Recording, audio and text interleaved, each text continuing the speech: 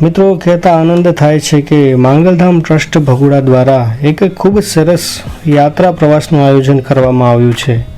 અને હા, કદાચ ગુજરાત સૌરાષ્ટ્રનો આ પ્રથમ એવો યાત્રા પ્રવાસ હશે કે જેમાં 4500થી 5000 સ્વયંસેવકો ભાગ લેશે. માંગલધામ ભગુડામાં જે જુદા જુદા ગામો અને શહેરોથી જે સ્વયંસેવકો, જેમાં ભાઈઓ તેમજ બહેનો માતાજીના સાનિધ્યમાં પોતાની સેવારૂપી ભક્તિ અર્પણ કરવા આવે છે, તેમની માટે ખાસ આ યાત્રાનું આયોજન કરવામાં આવ્યું છે.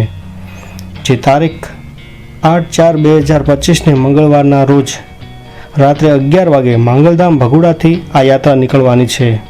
અને માંગલધામ ભગુડા ટ્રસ્ટ દ્વારા આમાં 70થી 75 અલગ અલગ પ્રાઇવેટ ટ્રાવેલ્સ બસો બુક કરવામાં આવી છે, જેના દ્વારા સ્વયંસેવક ભાઈઓ તેમજ બહેનો આ યાત્રાનો લાભ લેશે.